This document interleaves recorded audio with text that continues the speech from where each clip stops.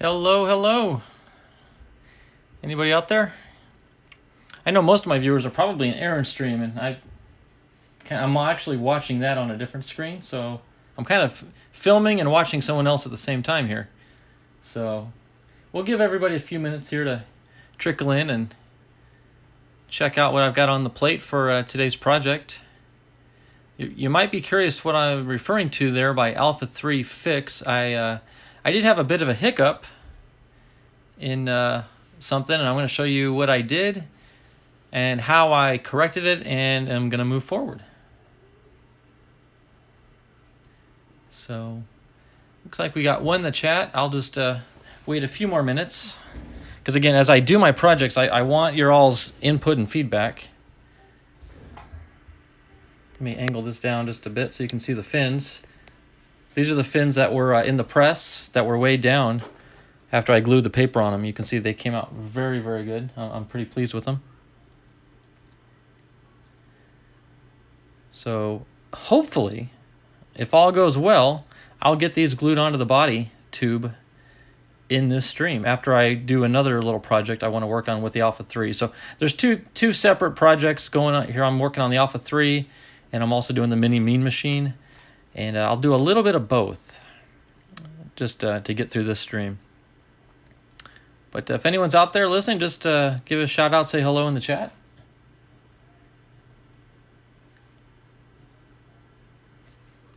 And I'll kind of prepare things behind the scenes.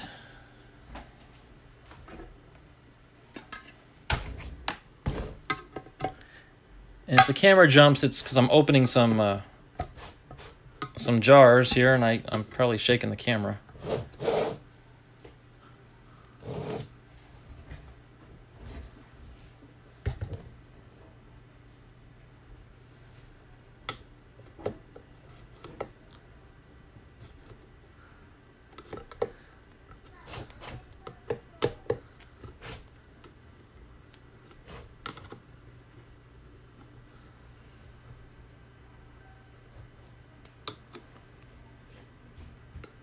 Oh, sorry, I keep bumping into the camera.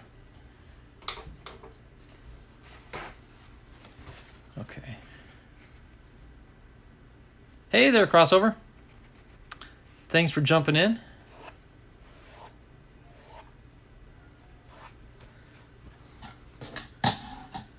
All right, let's see. I don't need this right now, but I do need the space, so I'll set it aside.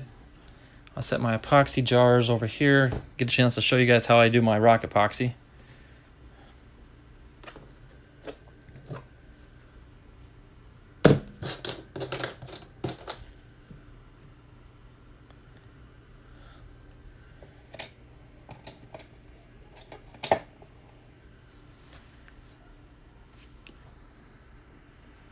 I've actually done quite a bit to my workbench here. Let me pan up a little bit. You can see I've got like a little tool accessory stand in the corner now, so I won't have to be running back behind me to another table to get my tools. So I'm kind of making this desk a little more user-friendly. There, try to get my tripod recentered.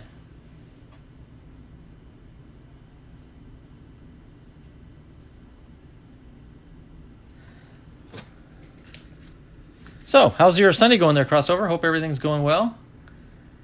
And not sure if you're a churchgoer or not, but we I actually ended up teaching the adult Sunday school class this morning. It was planned, but it wasn't planned. I'm not the Sunday school teacher, but I was asked a while back if I could teach, and I agreed, and then I forgot about it. And then Friday, the teacher texted me saying, "Hey, thanks again for covering on Sunday," and that was my reminder. So then, yesterday I was going to spend all day, preparing the lesson, and life happened and drama in the house happened, and I didn't get around to it. So I ended up kind of winging it, as they say. But you know what? When you step back and ask the Lord to take the wheel, things go a lot smoother. And it was actually a very good class. The Lord provided the materials. It was awesome. So don't fret if you're stuck in a position where you need to perform and you're not ready. Give it to the Lord. It's amazing what he can do. So that's my little testimony. I'm showing 4 in the chat. Well, 4 watching, but only 1 actually chatting. So I know other people are live right now, so I'm kind of giving some people time to finish up those. But I wanted to go at the time I planned, which was 5 o'clock Pacific, so those that were waiting for me would not be waiting, beyond what they're supposed to. So, well, you know what? Let's go ahead and get started. These are the fins that I glued on. Well, I glued the paper on the fins.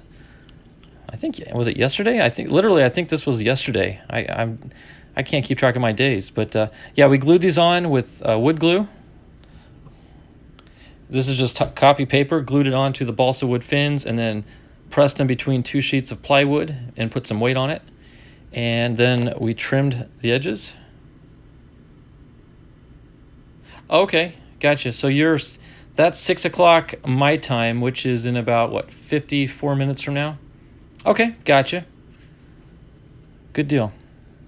All right, so what I do want to do, though, and what I can do while we wait, is I want to seal up the edges on the leading edge, the tip edge, and the trailing edge. We want to leave the root edge alone. Yes, he is. Absolutely. So I'm going to seal it with some thin CA glue. What I'm going to do is just kind of run this along the edge, and it's going to seep into the wood and barely touch the paper, and that's going to help adhere that edge. Then I can take some sandpaper, sanding block, and sand that nice and flat. So I'm just going to do that to all 4 of these. Let me go ahead and let me get this paper towel I'm going to use to wipe off the excess.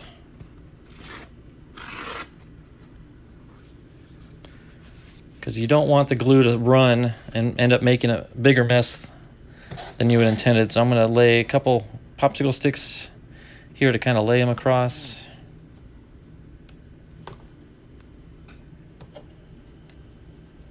All right, again, simple procedure. I'm just going to let it flow.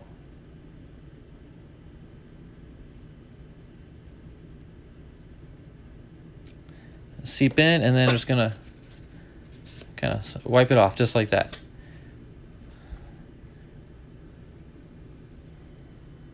Hey, Curtis, testing, 1, 2, 3, we're on.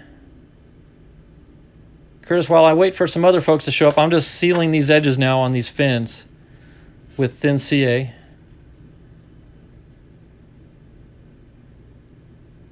But don't worry, you haven't missed anything.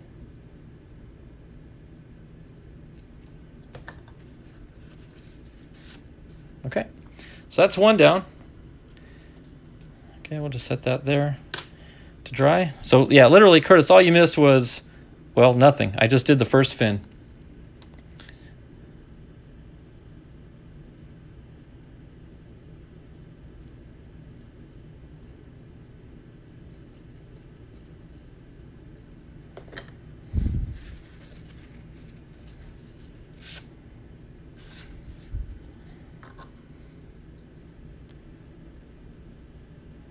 And then if you saw in the title, I put in the title, the Alpha 3 fix. And yes, I am going to need to make some, repairs, or I'm actually going to have to redo something. I did. I ran into an issue, which I'm sure every modeler has dealt with. And I'm going to show you what happened, why it happened. Hey, Bibster. Oh yeah, the fins dried awesome. I'm convinced, Curtis, wood glue is the way to go. I've struggled in the past with white glue, and I'd never tried the wood glue yet. And the results, first time doing it, came out 150% better. So thank you for that suggestion. I'm going to be doing that from here on out.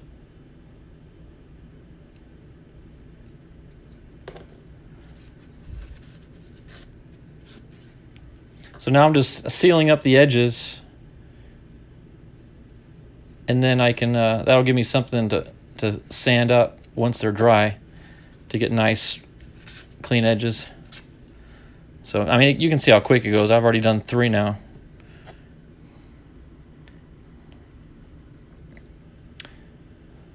Yeah, I mean, I don't know if it's, some of the wood glue kind of seeped out. You can kind of see it right in here. And that when I trimmed the paper with my knife, of course it did create a little bit of a, well, that's not focusing. All right, let me grab a couple more sticks. Just don't want to glue this to my workbench. There we go. Okay, wipe the tip off.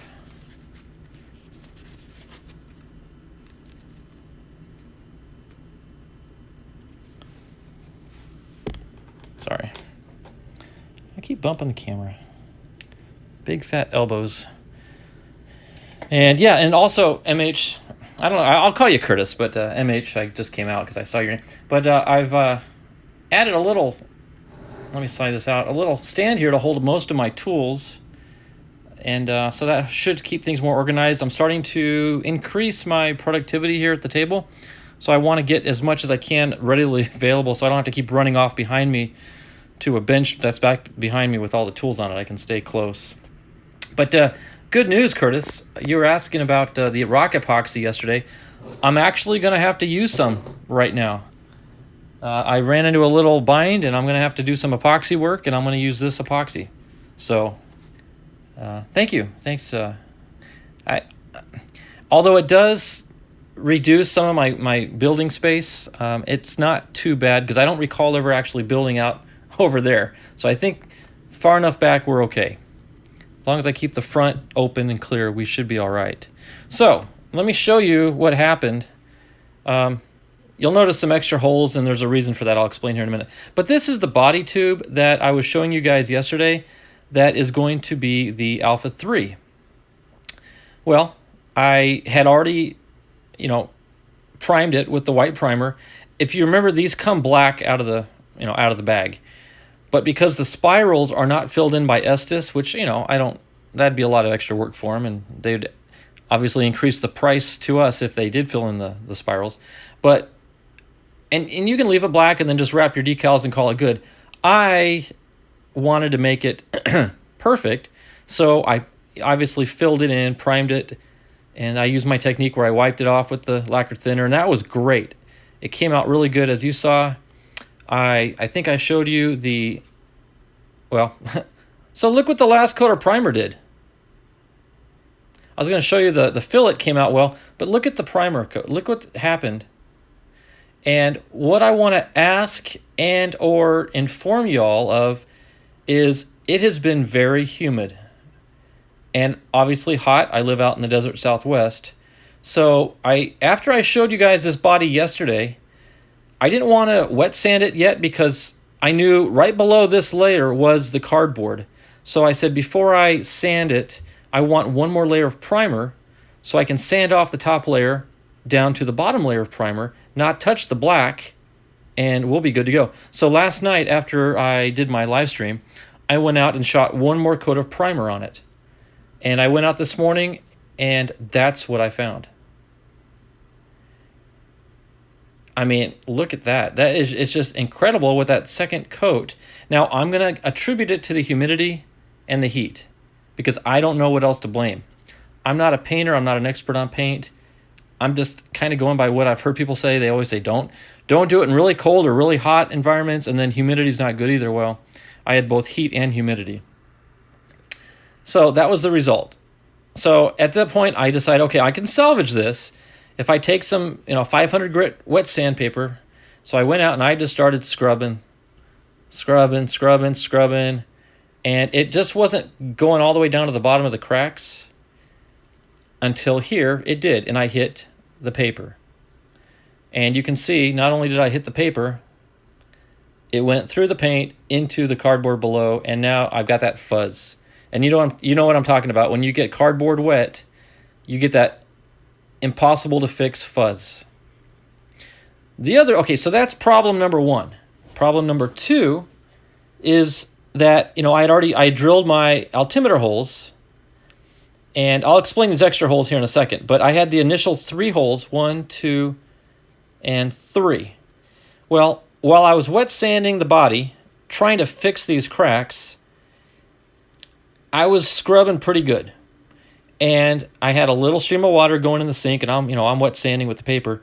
Well, and I've wet sanded with holes before, but I think because of my increased pressure trying to get the cracks out, I was forcing water into those holes, which then gets to the inside of the tube. Next thing you know, I can't even show it really. Look at that. Okay. Look at the sponginess of that. Do you see the give on that?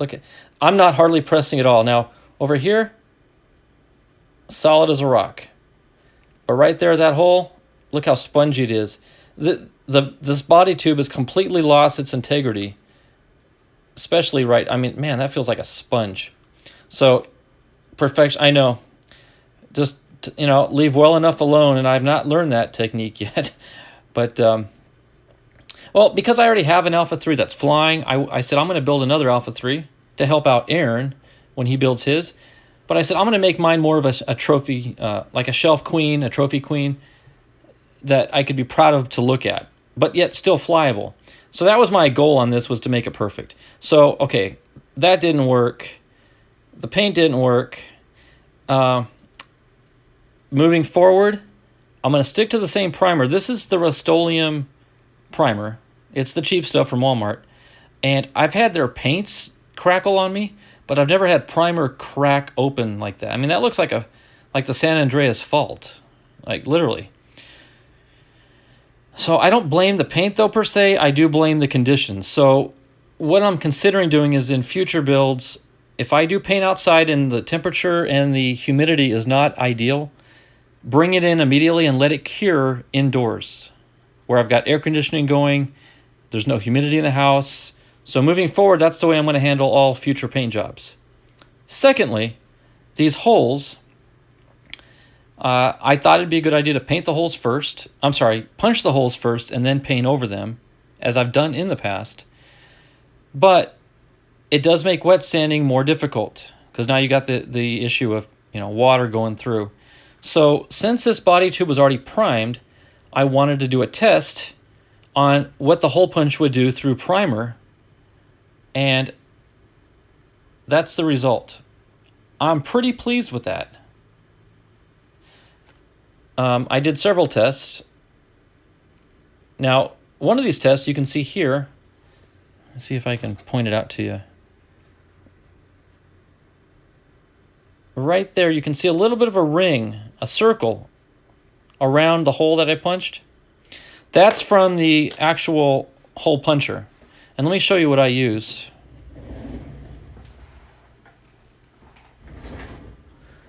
I picked up this 2-inch long, well, it's 2-inch reach is what they call it. So it's 2 inches from the hole to the, I don't know, the center point of the machine there. But this is a 1/16 inch, there, in fact it's stamped, 1/16 inch hole. So you can see the little pin right there. That's the size hole. I know JC Hobbies uses an 1/8 inch hole on his rockets. I wanted to try the 16th because I think 16th is sufficient if you get 3 of them to let it breathe. So for example here, let me show you the way it is standard. Oh, is that right? Oh, that's cool. That's awesome to hear, Curtis. Thanks for letting me know that worked. Yeah, 1/16 is enough. I agree. So let me do another one here. Now this is again through the primer. Okay, so we'll do it. Okay, so immediately, boom, you see the ring. You see that little ring that I just put? So what I thought about doing is taking some masking tape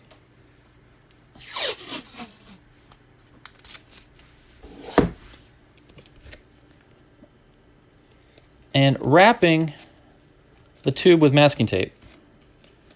And I've done 2 layers. Let me put a third layer on there to try.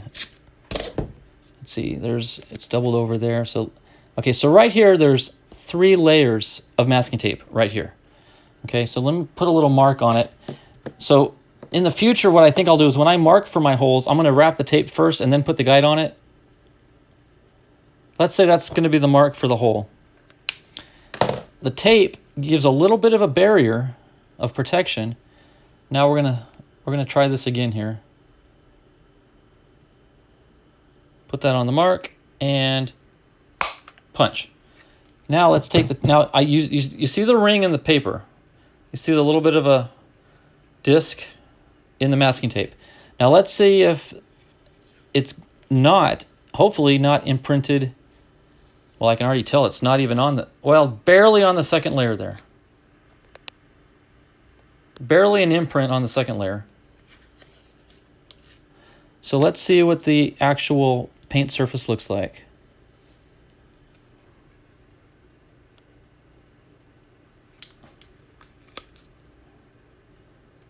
At certain angles, you can still see a little bit there. But I honestly don't think it's as bad as like there. So I do think that the layers of masking tape do help. But what this allows me to do now is go ahead and leave the holes off, primer the tube, be able to wet sand it fully without any fear of water going in any holes, get this down to absolute perfection. And just before I'm ready to paint the base coat, punch my holes. And then we should be good to go. Because once I punch the holes, I'm done wet sanding. This won't be going under the faucet again, right? So then I can just do my base coats, call it good. Now, one thing you probably know, if you do the hole punch thing, I like to take a paper towel, roll it up, and then I'll shove it in the tube until I can see the paper inside the hole, so I know the paint won't fill the inside of the body. So that's one thing I do when I end up painting these to keep paint from hitting the inside, is just insert that paper towel. Just a little thing I do.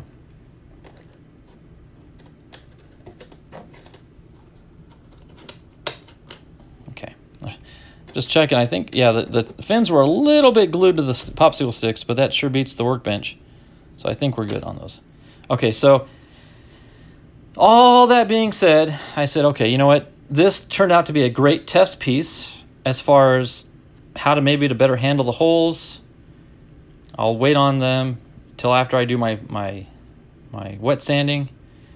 That pretty much did me in right there. If that had not gone through the black paint, I would have probably tried to salvage this. But once I hit the fuzz, I'm like, you know what? It's not worth it anymore. It's just not worth it. So what I'm going to do now is just start over. But again, I can move forward now, having better ideas for future. Now you'll see a lot of the paint. I think this is when, on the inside here, is when my lacquer thinner, when I was cleaning off the paint. Sorry, I'm getting notifications on my phone, so I have to wipe them off, and then it shakes the phone. When I wipe off the primer with the lacquer thinner, I think some of the lacquer thinner is making its way to the dowel that I used inside here, and then it seeps up inside. So I'm going to have to maybe find a better way to keep that from happening. But so yeah, I this body is a total write-off, but I had some extra body tube, and I had more launch lugs. So I've cut an exact replica piece, cut out and glued on a new launch lug just with the wood glue. So what I need to do is do my fillets. Now that this is secure and dry, I'm going to show you how, with the rock epoxy, to do the fillets. So again, not ideal, but I'm going to make lemonade out of the lemon that I was dealt here. So let me set the hole punch away.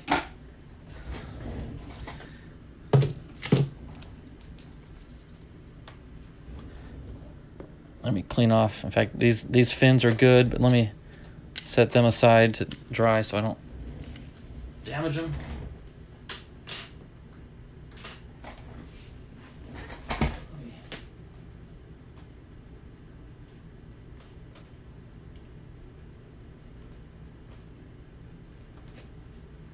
Let me take a quick swig of water here, take a break, and I tell you, I got so many lights around me and behind me aimed in on this table here that even though it's like 76 degrees in this room, it feels like it's 106 because I got so many lights on my back.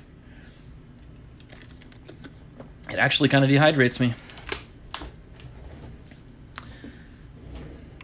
All right, so let's go ahead and get this going because I want to get the rock epoxy started because I do want to now, well, before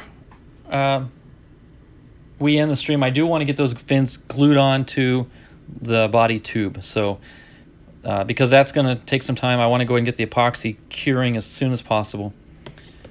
And I want to prep this first. So what I do is I take some masking tape.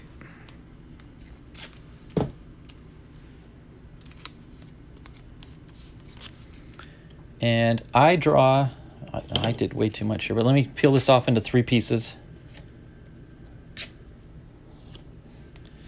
Okay, I want to draw borders around this launch lug to where I don't want the epoxy to go. So I obviously don't need it to go any further ahead than the front of the lug. So let me put that right up against the edge of the lug there and lay that down. Okay, so we're flush on the front end. And then I want to lay some pieces along the side.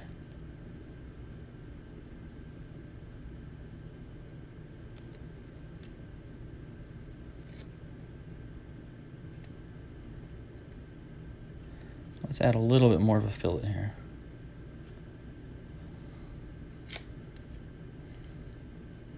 You know what? I didn't cut that piece long enough. I'm going to have to do another piece for that side, I think.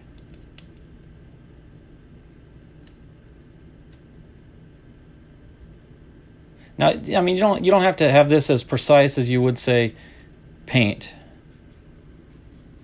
Yeah. In the end, I threw a little temper tantrum when I hit that fuzz. I threw a little fit. My wife was like, calm down, calm down. And once I composed myself, I said, okay, now let's see how we can make this a positive thing. And I did. So I'm excited now to have an even better product because of what I've learned.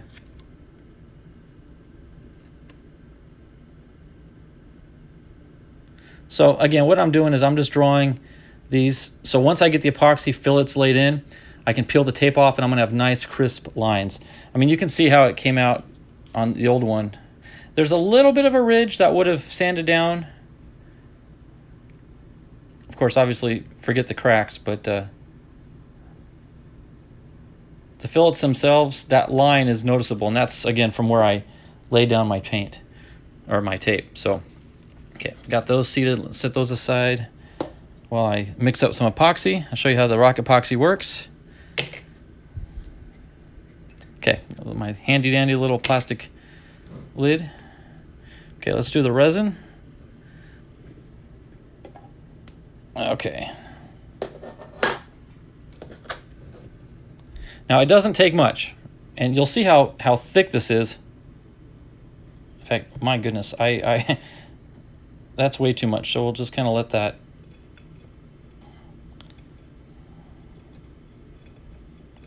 And it thickens up a lot more once you mix it. So don't think it's going to be that runny because it won't be. So.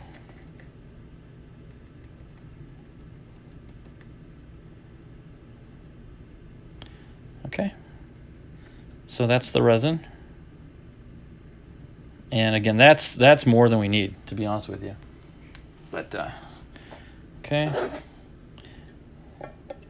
And the other thing I didn't mention is the cure time on this is like an hour. Like it's the slowest cure that I've ever used as well. So it's in my opinion the best stuff.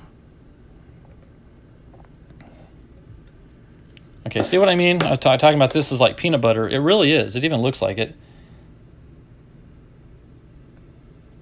And this is a lot thicker than the resin, being the hardener. So I think we're about equal.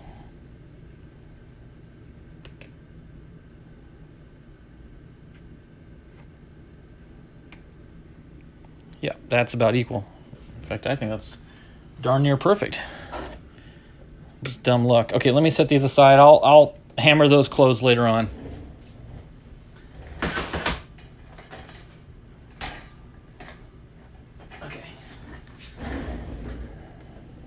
Okay, Man, we're just going to mix this up good.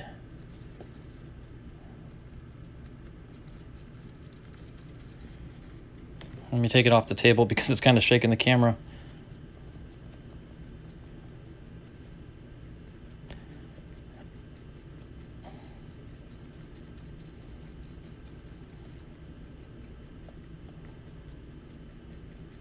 Now, I don't have to use the black dye in this batch because I'm putting it on the white tube. The reason I put the black dye in the last batch was because it was on top of the black body. So I just kind of wanted the epoxy to match the base, but I'm not going to mess with that on this one.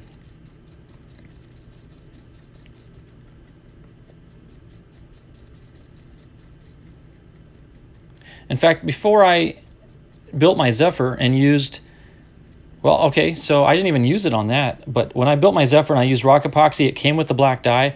I didn't use it on that. Over 30 years of modeling and 30 years of using epoxy, I've never, ever used black dye or any color dye in any of my epoxies. And I want to say the first time I used it was one of my previous rocket kits, or not previous, but maybe a couple months ago, I did build something and I used the dye. And I mean, it didn't do anything for me, but it is kind of cool how you can color your epoxy that way. Yeah, this is the dye it comes with. Rock Epoxy sends you, it's called black epoxy pigment, but they make different colors. So this just happens to be black. And it literally takes one drop. And tell you what, let's use it, Curtis, because it's not going to hurt anything. And just for sake of showing you how to do it. Oh, it sounds good, Aaron. Good to see you. Sorry, I know I left Ramona in your chat. So she can kind of speak on my behalf, but I had to get going here at 5 my time. But so hope you enjoy the movie. So yeah, you just, and it literally, I'm going to put one drop.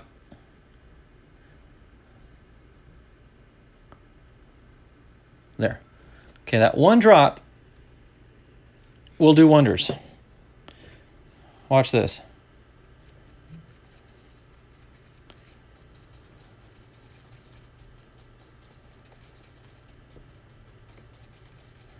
Is that not amazing? I mean, you saw, I only put one drop in there. And it just dyes the entire batch. But the other good thing about dyeing is it also kind of proves to you whether part A and B are thoroughly mixed. Because if the color mixes throughout, then you know the two parts mixed throughout as well. So there we go. That's about as good as I'm going to get this epoxy mixed up. So let me get a fresh, whenever you do this though, get a popsicle stick that has as perfect a rounded edge as possible, because that's going to be the shape of our fillet. Okay, so let's take our piece here. Now I'm going to use this stick to pour the epoxy, and you're going to see how much extra I made up. I really overdid it. But then we'll use the clean stick to actually form the...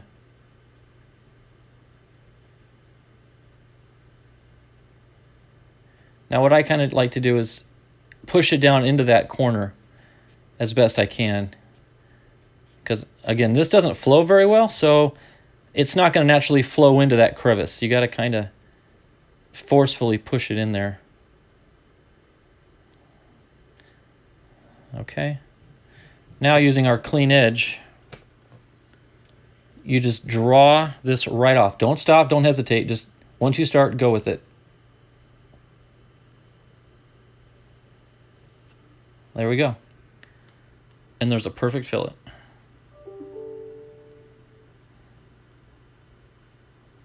Yeah, perfect enough.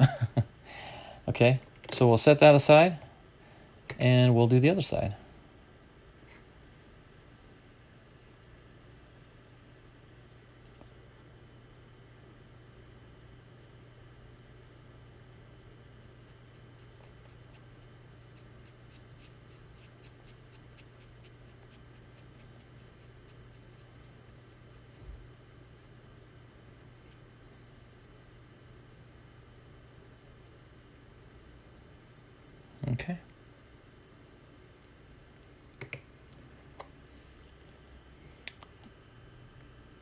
clean off that edge a little bit.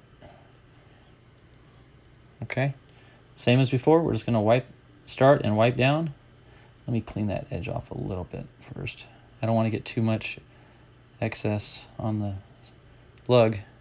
Okay, here we go.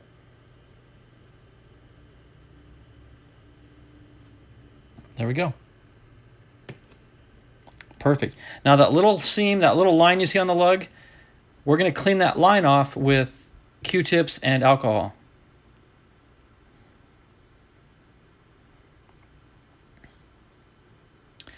I agree, Curtis. There's absolutely nothing wrong with that technique whatsoever. Maybe it's my fear of the goo on the finger. I don't know. But one thing I've noticed, though, by using the alcohol on my Q-tip, a little bit does kind of run into the epoxy, which actually helps smooth it out a little bit. But I'm not saying that my way is the right way. It's just my way, and bear with me. This one takes a little bit of patience.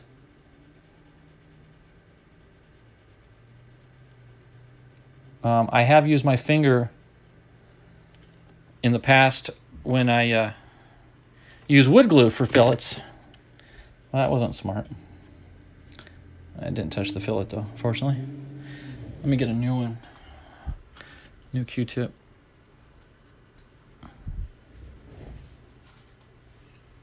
I got a little bit on my table here on accident.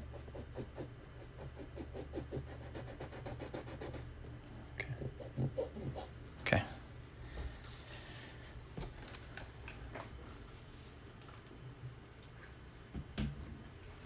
But no, I have used my finger on when I've done wood glue on the smaller stuff, which, again, this is smaller, but I'm not using wood glue.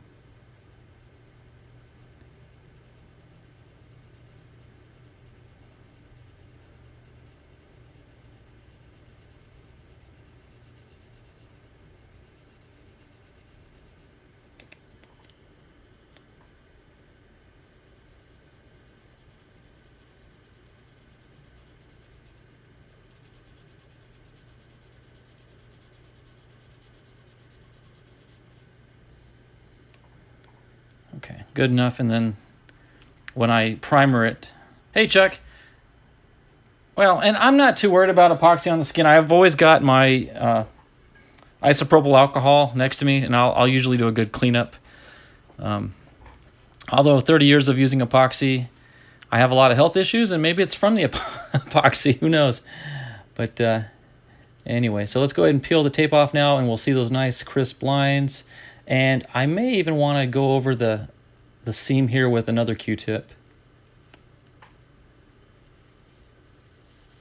just to kind of break down that ridge.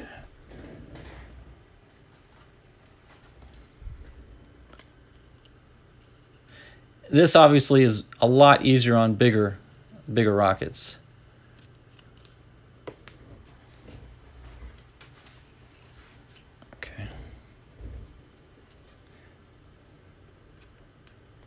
So Chuck, in case you're wondering what I'm doing, I'm trying to get caught back up to where I was previously on the Alpha 3, because I had a bit of an incident this morning with my original Alpha 3 tube that I had been working on. So there we go. There we have it. And again, here's kind of the dilemma that modelers face. Like you pointed out earlier, Curtis, we try to make things perfect when we should just leave them as good, right? Because right now it's really good, but it's not perfect. So, question, do I risk taking... I got to be more careful.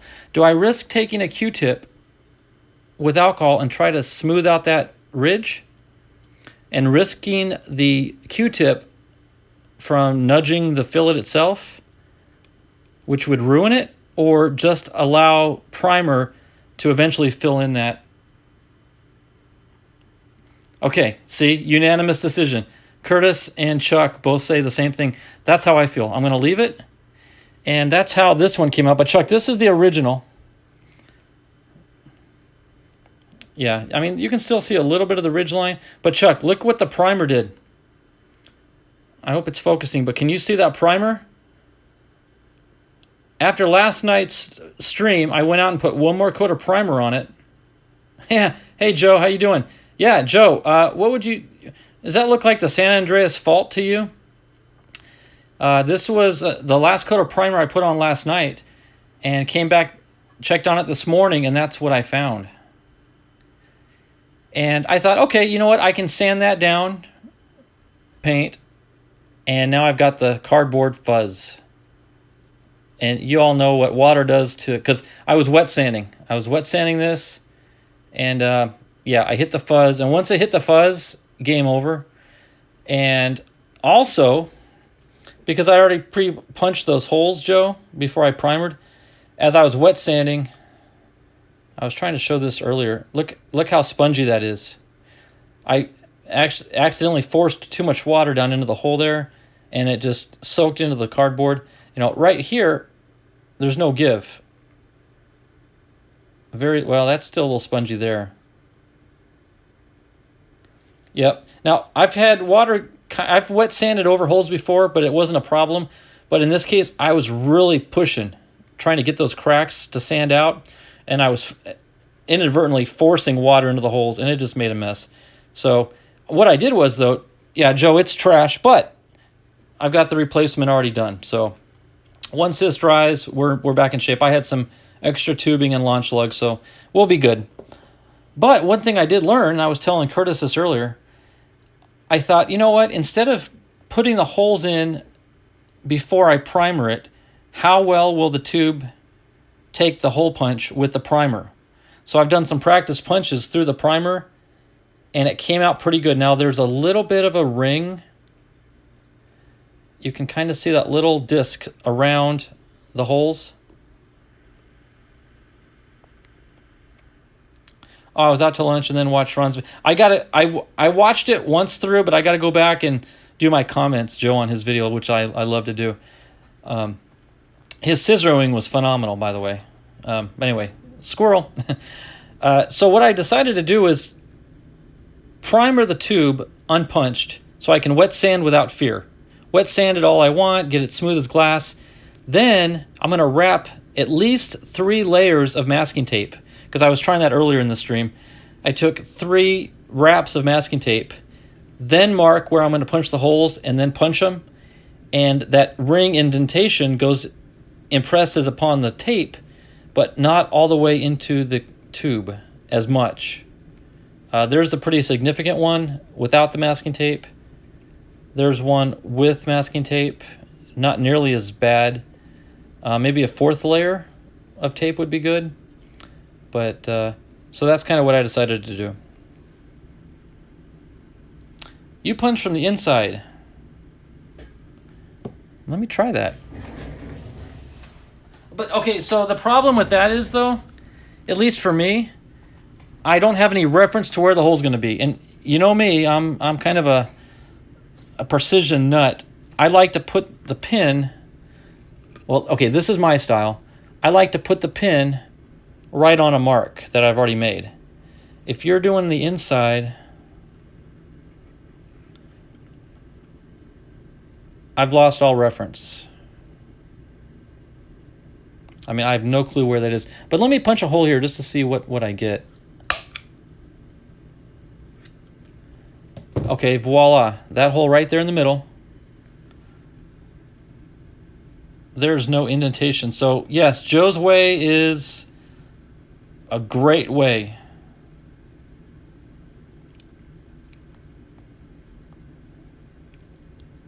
Put the hole over it. I'm not sure what you mean by that. Oh my goodness, look in there. There's a hole there.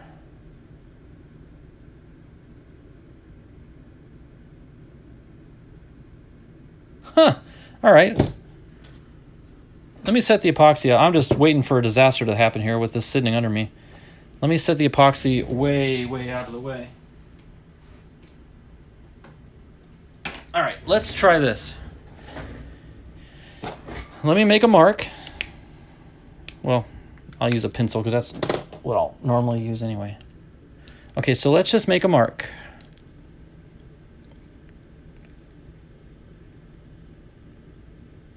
Okay, there's an X. Yeah. Catcher removed. Well, I'm going to leave it on just for now, but I don't want to. I'll play with that later.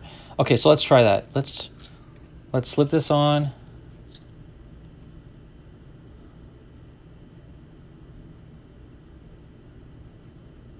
Okay, I'm having trouble seeing the paper, so let me put a dot of black ink on the X. Okay, let's see if that's easier to see.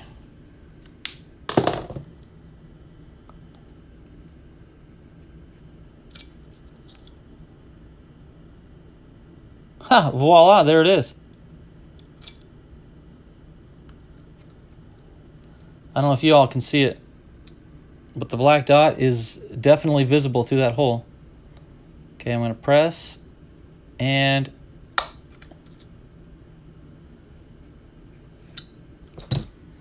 voila.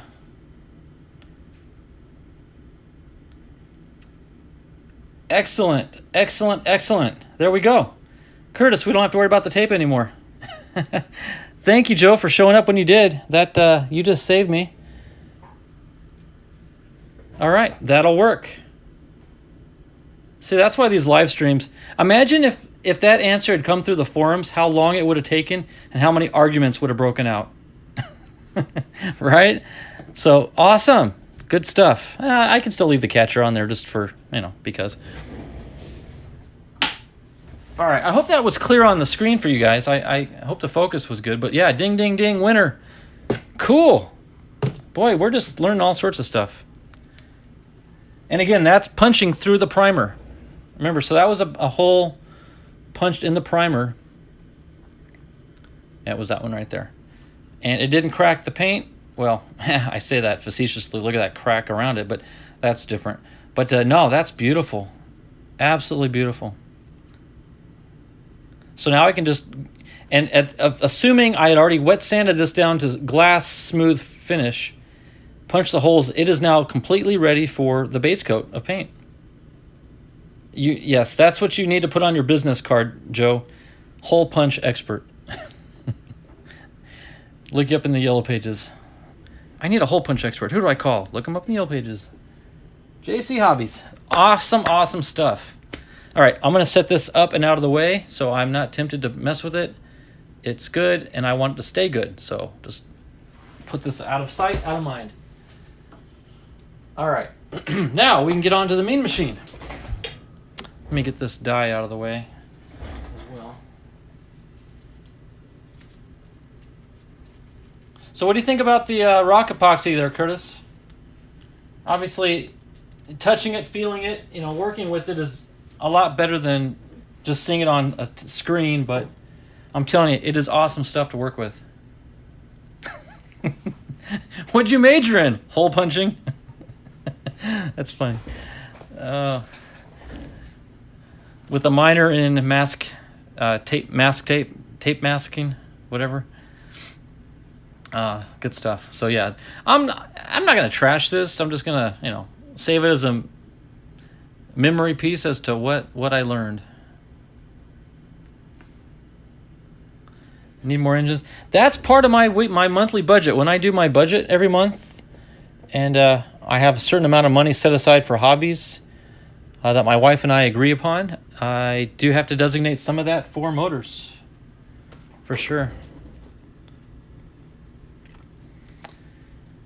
All right, now, like I said, we need to get onto the mean machine. So let me get a body tube. The fins, well, let me go ahead and sand them first, because it's going to be a lot more difficult to do this. Okay, yeah, I'll just...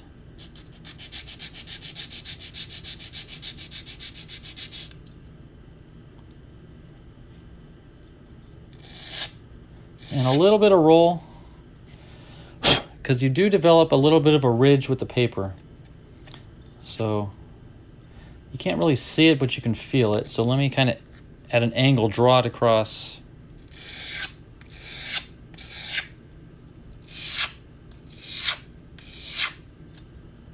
There we go. Perfect.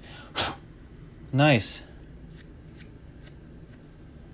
I don't know if you can see how straight that is. Okay. So you can see how kind of lumpy the edge looks. It's not a perfect straight line because if it's mini,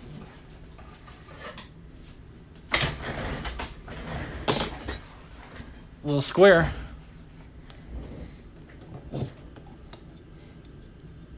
Well, before I sand, let me see where you're going with that, Curtis. Maybe this will help me if it has something to do with my sanding. Let me just stop and see what you're asking about.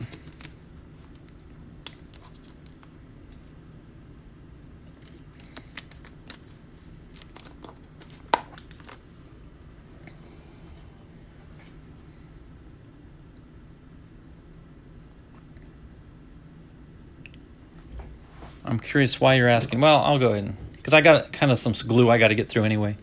So, but let me sand this down and try to straighten it out. Oh, I asked because it can keep your sand. Okay, I asked because it can help keep your sanding square and not create uneven flat areas on the edge of the fins, but you're sanding in a different way.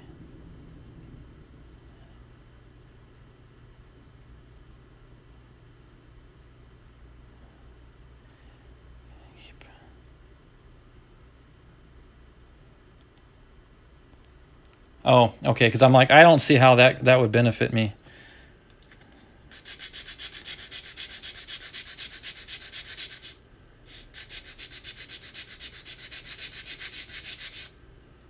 Yep, there's our straight line. All right. Now let me see, do I have a little ridge? I do. So now let me just kind of draw that across.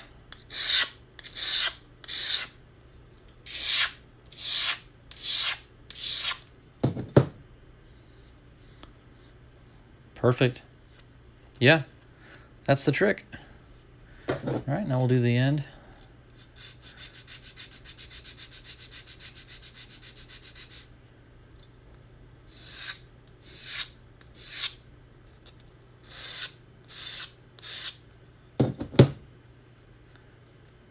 Perfect.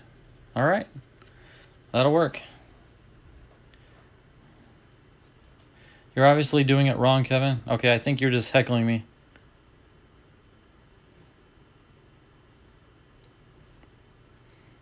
Like the one you're drawing fin or lug lines on the main bite. Okay, if I do have... This isn't really a right angle. I mean, is this what you're talking about? The Estes guide here? I can hardly fit this in the screen. Is that what you're talking about there, Curtis? Yes, I did, Joe. I did that at the very beginning of the stream. I took some thin CA and I just ran them along the edges. And it's been, while we were doing our epoxying earlier, the glue was setting up. So yeah, these have all been sealed.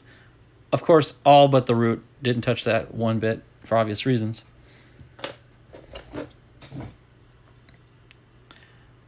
Yes and no. Okay.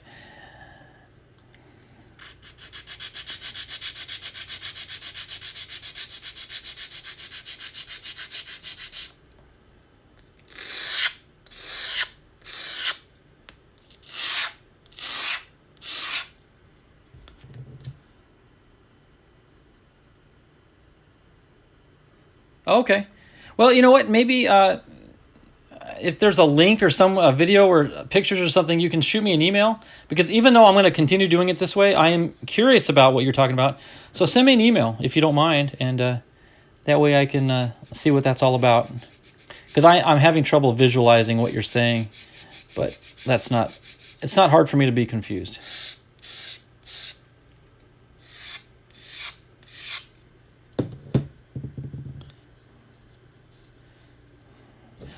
Sounds good, Joe. But no, these fins came out superb. I actually took them out of the press late last night, so they had plenty of time to set up and dry. Yeah, these are coming out awesome.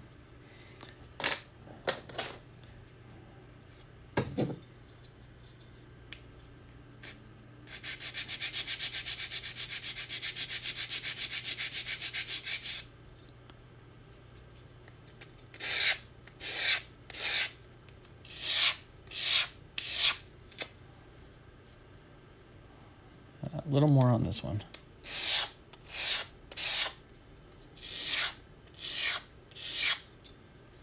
There we go. And I don't know where Don's at. Maybe he's not getting the notifications anymore, but Don did text me this morning that he had missed my live stream last night, and I said, yeah, maybe he'll catch the next one. And he didn't respond to me, and he's not here. So I just hope his YouTube is working right, and he's getting the right notifications.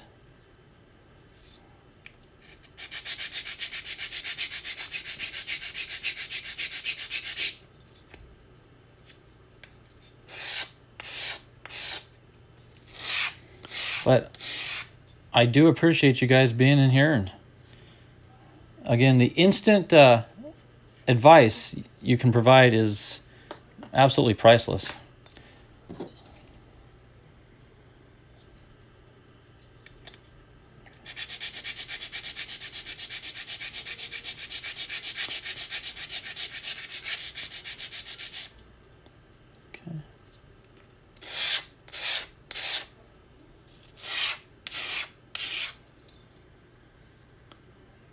Okay.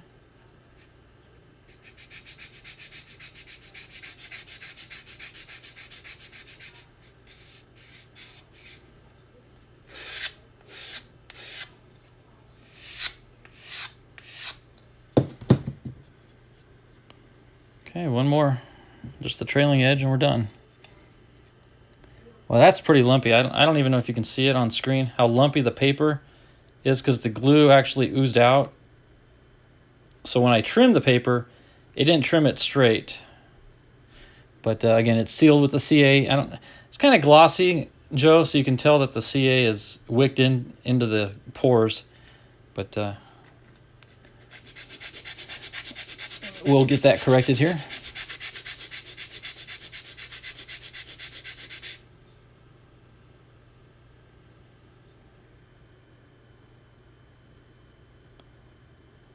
Straight as an arrow.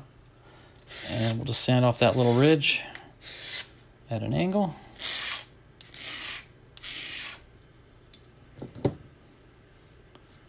Okay. We're all good. So satisfying, isn't it? It is. I'm one of those guys that I know, and I apologize because I don't do it on my streams or even my build videos. Very rarely do I show painting, because I do all my painting out in the garage.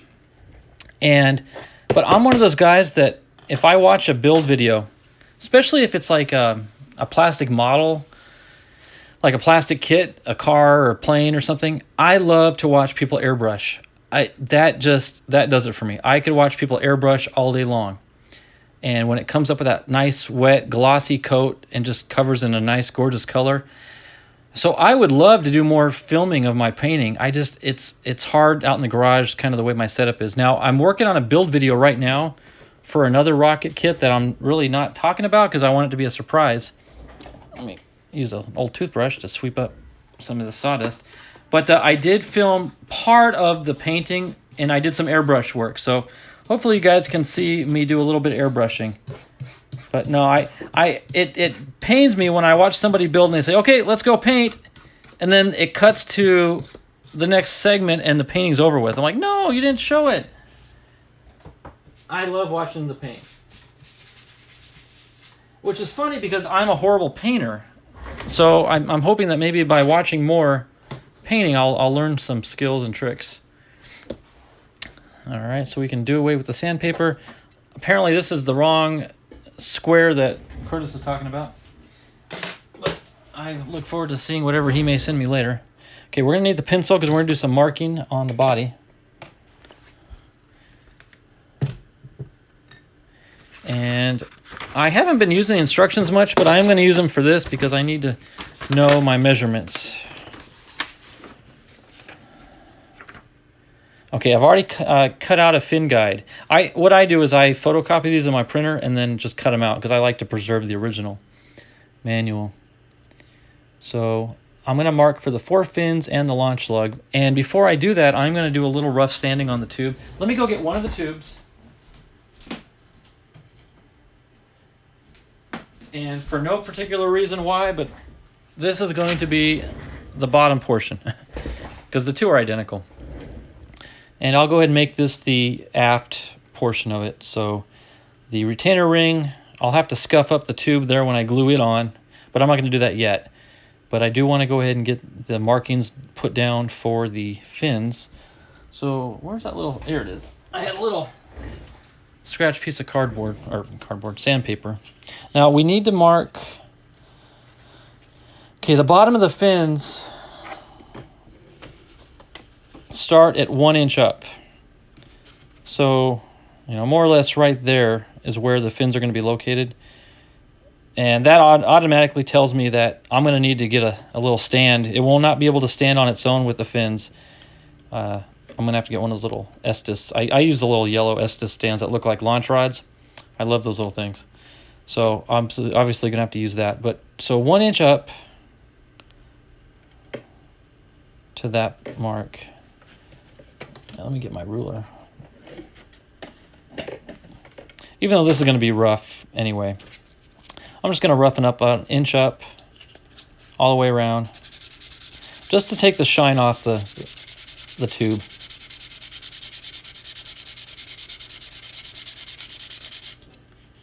There. Oh yeah, you can feel the difference. Awesome. Okay, but not fuzzy, it's just not as glossy. Okay, let me get a piece of masking tape.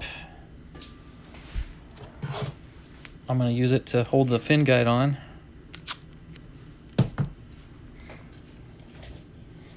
Okay, so let's wrap this on.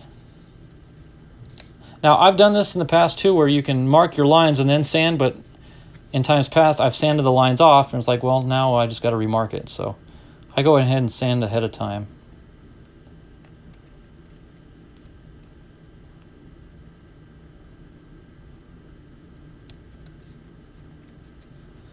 Okay. There we go. Now I'm just going to make 2 little notches on each side. Where'd I put my pencil? Was it underneath the paper? Yeah.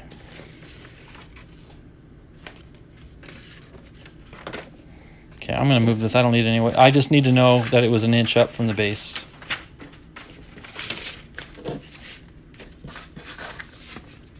Okay. That's another thing. One day I was in the forums and I was talking about one of the builds, and I said, well, the instructions say this. And I got so many people in the forum saying, throw the instructions away. That's step number 1, is get rid of your instructions. They're like insulting me for referring to the instructions. I'm like, wow, you guys are so good that you don't need them. But I don't know. I think it's good to use them. Okay, so I'm just going to mark a little notch at each point.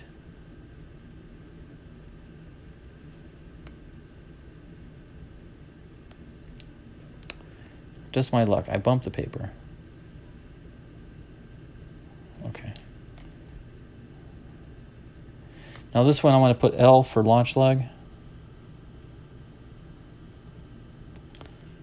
Okay.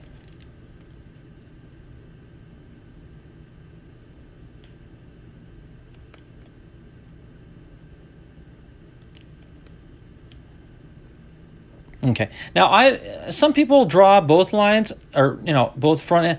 I don't see the point of that, because whatever tool you use to mark your line you're not using a ruler between 2 points. You're just drawing a line across. For example, I'm going to use my my tool here, and so whether I have 1 mark or 2 marks, it doesn't matter. So.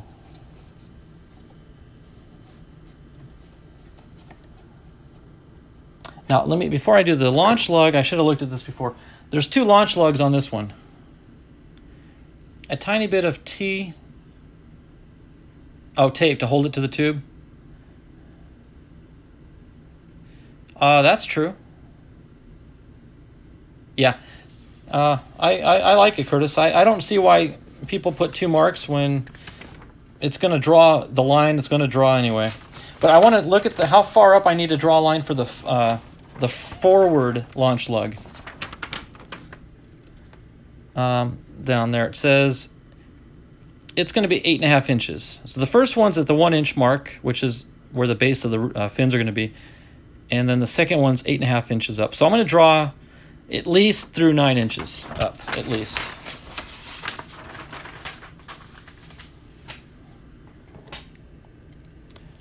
Okay, so let me do the launch lug first.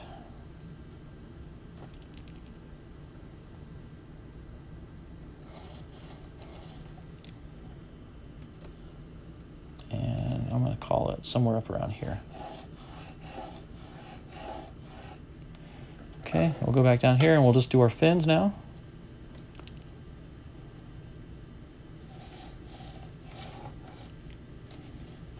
And you'll notice too, when you mark with pencil on the sanded portion of the tube, it seems to mark a lot better. The glossy wax finish does not take the graphite or the lead from the pencil very well.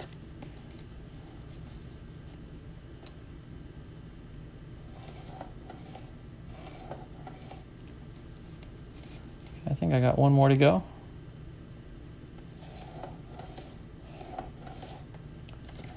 Okay. So we've got our lines.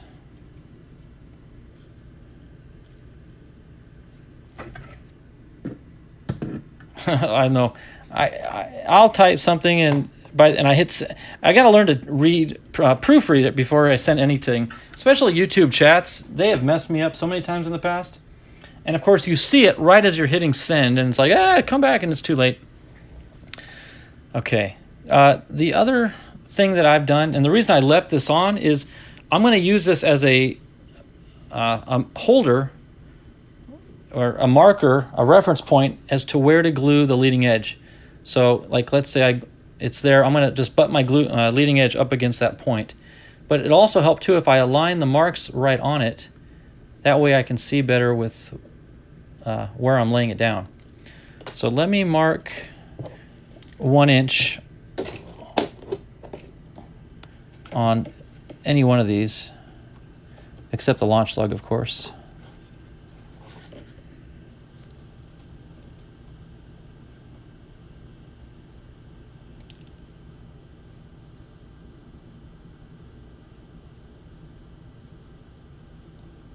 Okay, so there's the base.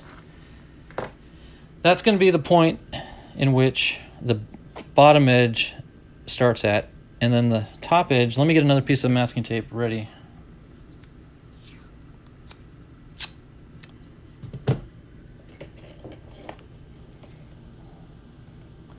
So if that lays down right there, then this, well, I guess I should line this up too. Let me get my launch lug and make sure it's there. Now I know it's in the right orientation. Okay. Set that there. Oh, how about that? It landed right where it needs to be. Okay, so I'm going to tape the front so it doesn't rotate on me. Okay, so now all I have to do is just glue this up against the edge of the paper and we'll be in business. Let me get my little cradle out. I think that'll be beneficial. And I'm not sure if I'm going to be able to get all 4 of these done in the stream, just because it takes a minute, for each to dry. So now's the time to start chatting, guys, so I can actually look down and read something while the glue's drying.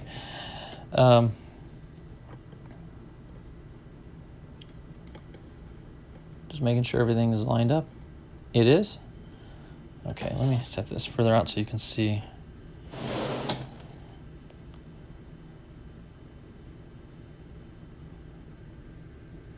Okay. You all know the trick about setting the wood glue down and then lifting it up and waiting a minute, right? I have done that, and I do agree with that technique. It does work, especially since I'm going to be rotating this. I want it to hold better. Okay. Yep, 36. long ago in a galaxy. Well, I'm not going to wait that long. I don't want to have great grandchildren by the time I glue it down permanently. But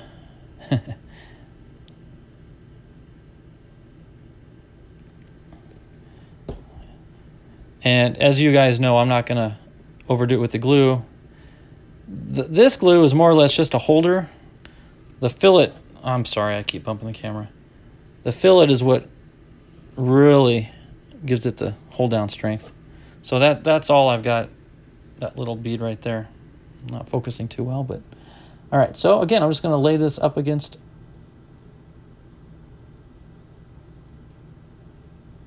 the edge and lift. Okay. Now we talk. Now we chat. What is new? Curtis, what are you working on? What's your latest rocket project, or what's the last one you've done if you're not currently doing one? What's on your bench for future builds? Curious what you guys... A Yankee! Oh, that's right. Duh. You even sent me that email with the pictures. By the way, everything looks great. And I apologize. You know, I didn't respond to your email because I didn't think I needed to. And then I kind of looked at it and I said, you know, there might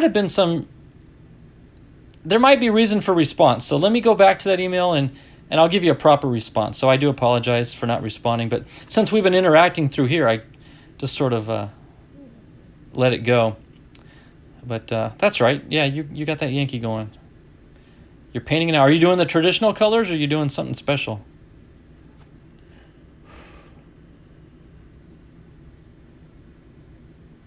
Yeah, gotcha.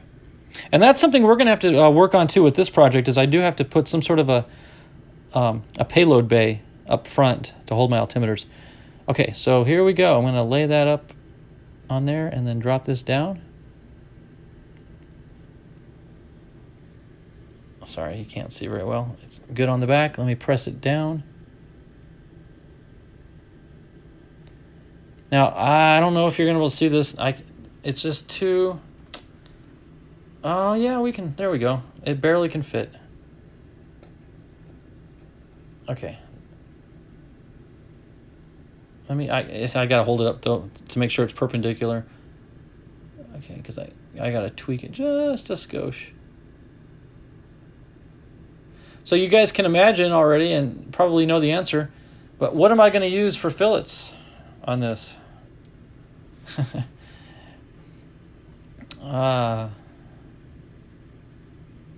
Traditional colors. Okay. JC has a Yankee on his bench as well. A reverse paint job. Interesting. So what's the reverse of a Yankee? Or is it going to be your Rebel rocket? It's the Southern Rebel. That's funny. Yes, I built a... blue fins and a red... Oh, yeah, he's asking. Built a mongoose and did a reverse scheme. Oh, okay. Reverse. We got you. We got you. Okay, that is holding pretty stout. So while I can, I'm going to go ahead and do the opposite side.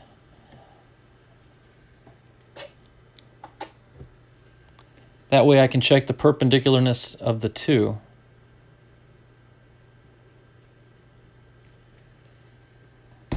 Is that a word? Perpendicularness? I'm making stuff up here as I go. Perpendicularness.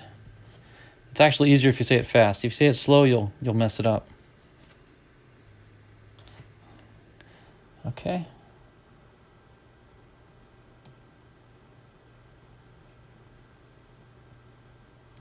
Okay, now I'll let that sit for another minute while I read. Red, white, and blue, reverse order. I love those YouTube build videos where they glue on fins with just hot glue. I've not seen those, Curtis. It sounds ridiculous, but I don't know. Is it effective? I would think it'd be too rubbery. I wouldn't trust it personally. Perpendicularity, that's it. It is as ridiculous as it sounds. Okay, that's what I figured. But yeah, I see a lot of those guys building on, not rockets, but just projects and those little hacks where they build things out of other things. And a lot of guys use hot glue.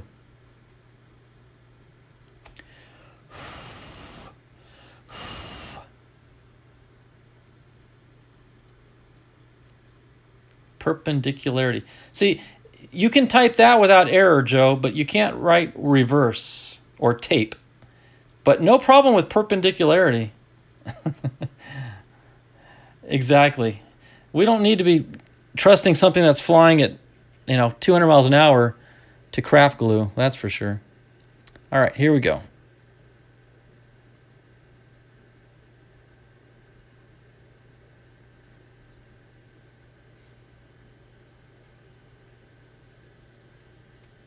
Okay, now I'm going to check the perpendicularity of the two.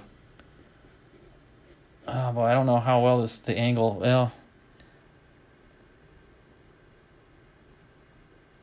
it's not bad, but it's not perfect. But like Curtis and I were talking, good is acceptable in this hobby. Perfect causes trouble. It probably looks, I don't know, from your angle, it probably doesn't look like it's, let me angle this up a little bit. There we go. Ah, much better. Maybe a skosh high on this one.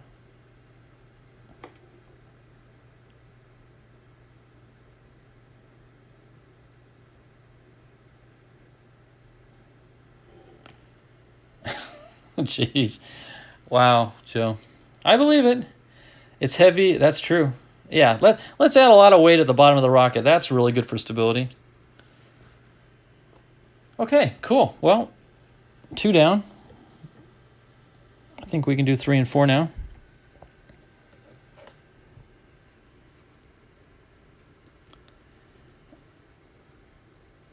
Its right side looks a little pitched forward, a smidge. Yeah, if I'll tell you what, Chuck, to be honest with you, if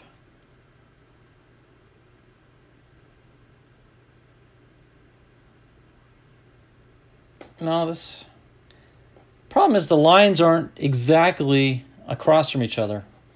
Like this line is up a little bit.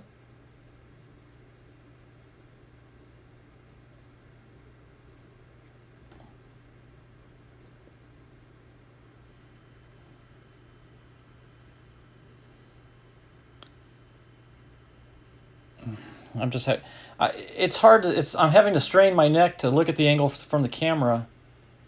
But in the camera, I'm looking at it, it looks distorted on screen because the angle I'm having to hold it at.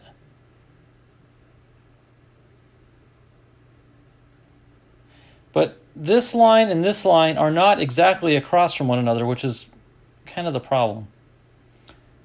But you know what, guys? It's gonna fly just fine, right? We all know that. A while back, it would have been hard to convince me of that, but now I know. Especially after some of my rebuild jobs. I'm sure you guys have done rebuilds, and you're like, it'll fly. And they do. Sometimes they fly better. Go figure. I'm glad you're watching, Chuck. I kind of lost track of you there in the chat for a while. All right. I hadn't thought of that. The lens warping? Okay. Because it looks fine to my naked eye, but on camera it did look a little funky.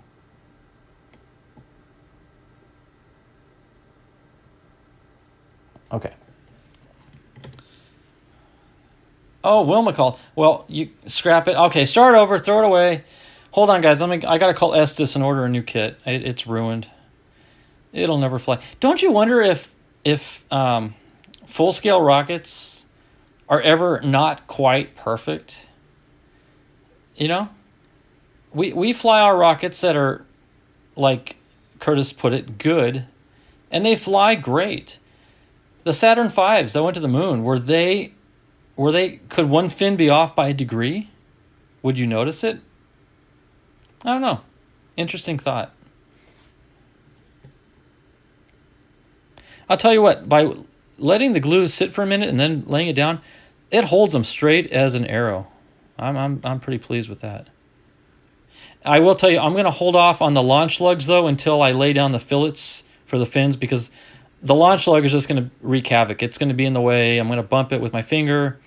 I don't need that. So I'm going to hold off on the launch lugs. But I did want to get them marked on the paper.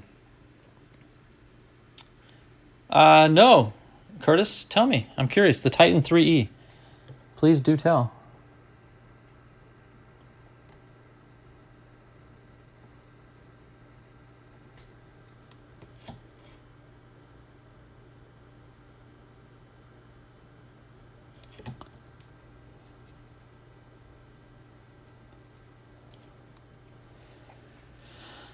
Okay. Now we're looking for what looks like a tail of an airplane.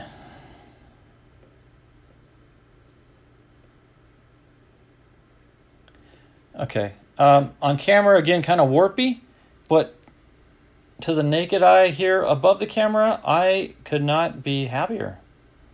That looks awesome.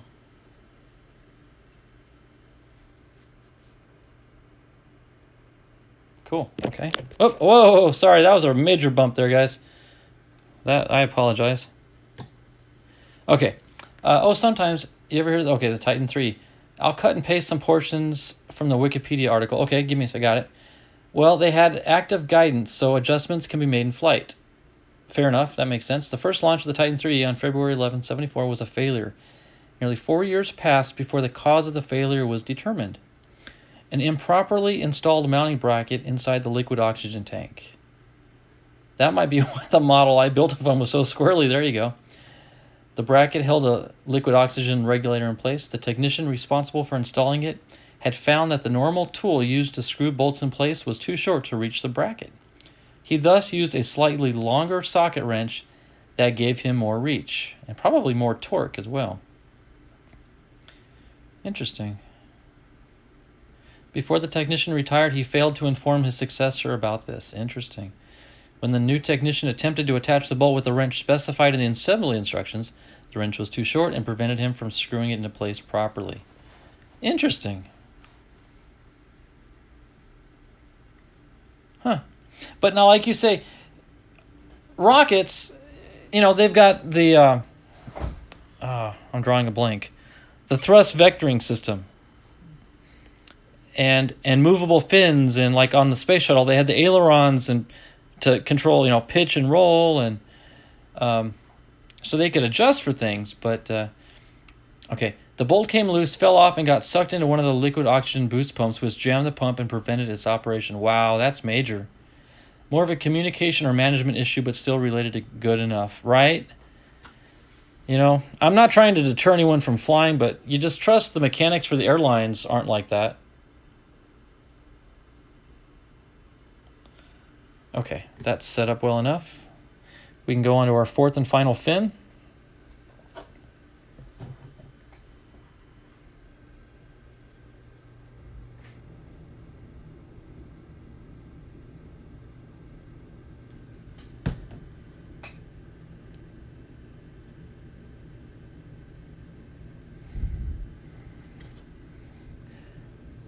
I'm sure you guys know, but I always have a paper towel on the bench next to me to wipe my finger of glue every time I make a swipe. Pretty common sense thing. But that is interesting.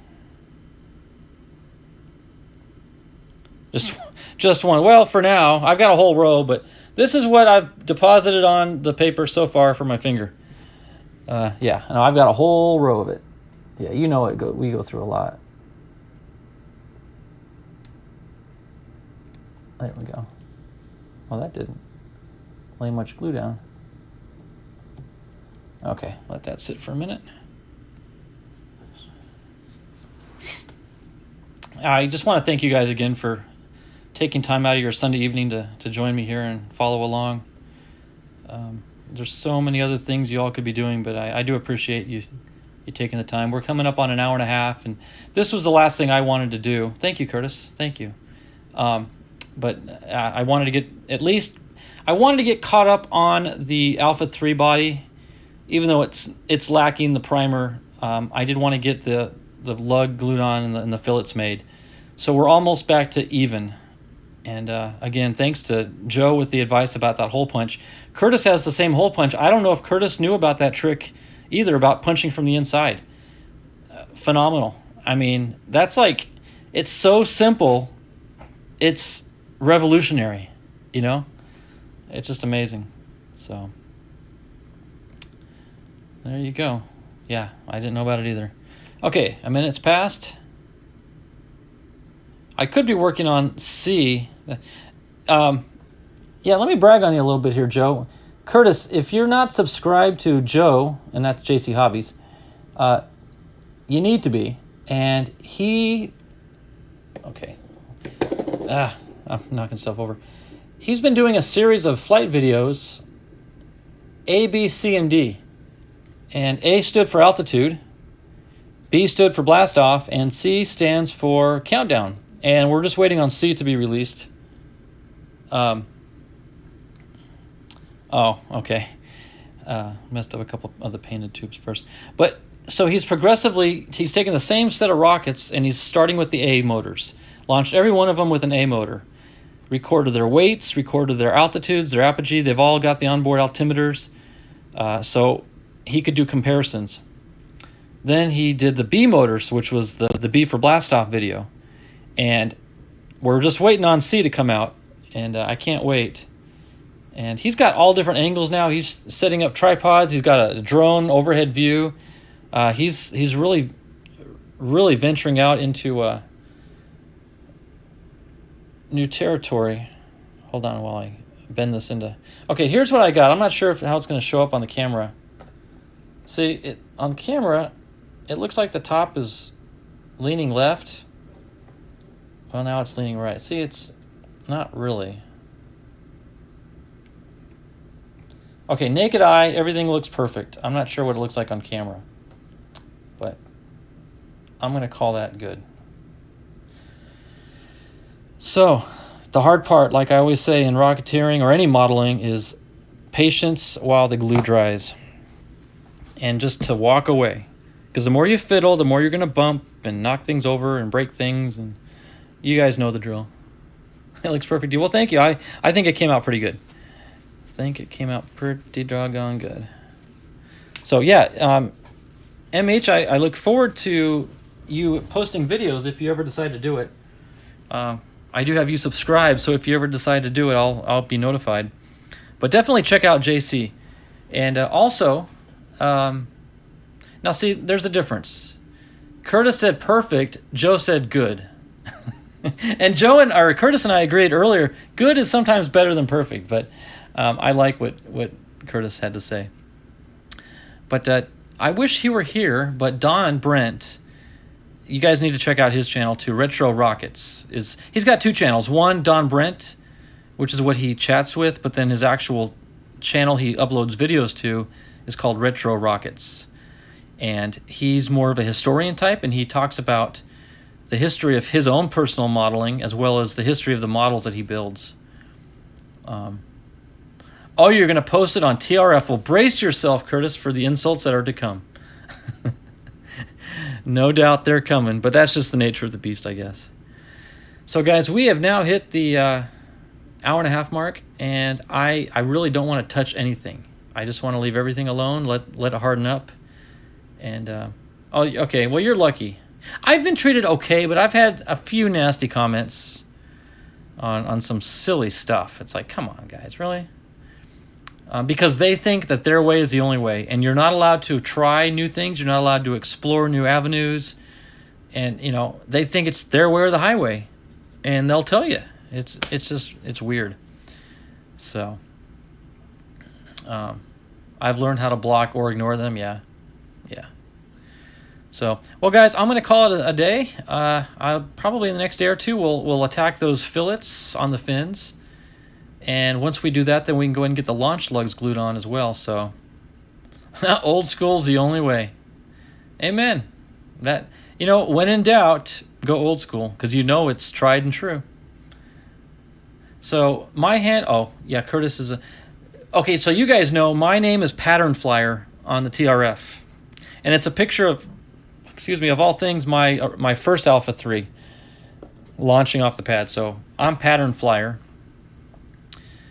with a little picture of an Alpha lifting off. Oops. So, that stands for the Rocketry Forum, or the Rocket Forum, Chuck. That's literally the website. It's like www.rocketforum.com, and it's like any forum. You just create a handle, and yeah, there you go. The guys typed it up for me, and yeah, I'm on there. I've probably got, I don't know, close to 100 messages, if that, really. But yeah, check it out, Chuck, if you can. But Curtis, did you put what your handle is?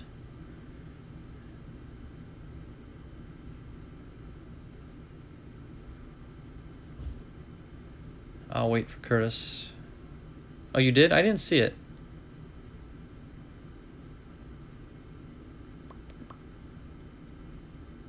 It didn't pop up on my screen. Huh. See above.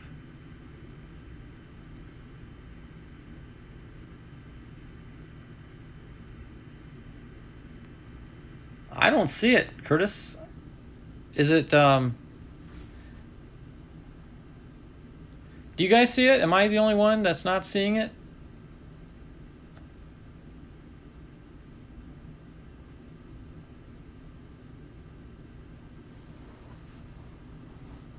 Am I losing my mind or my eyesight?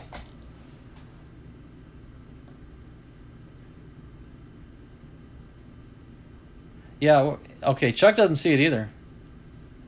I wonder if, does it have like the @ symbol or special characters? Curtis, if it doesn't, if it has that, you may not be able to put those in.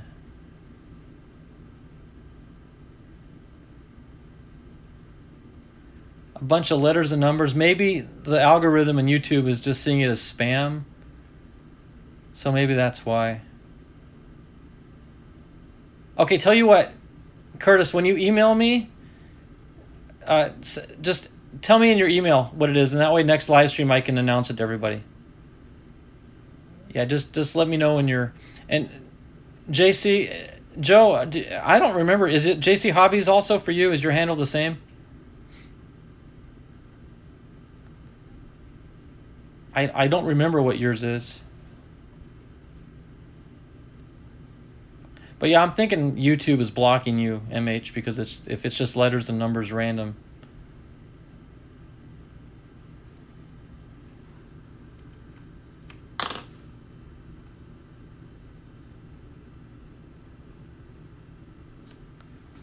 Okay. Okay. Well, Joe, I'm not seeing yours either if you're typing it. Yeah, that sounds good, Curtis. Thank you. It's the same. Okay, in the same picture, too. Gotcha. So, yeah, Curtis, you can check out JC there, JC Hobbies on the forum. Again, I'm Pattern Flyer, all one word, no space. Pattern Flyer. And I believe it... Now I'm embarrassed to say if it's IER or YER. 1 second.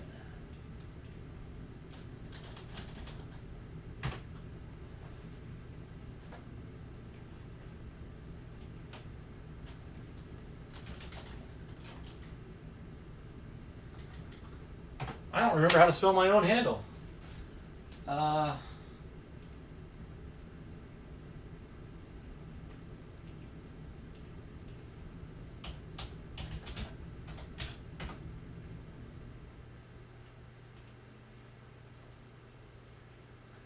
Okay, my handle is Pattern Flyer, one word, FLYER.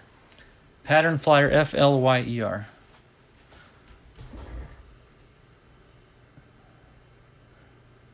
Here, I'll actually see if I can type it in.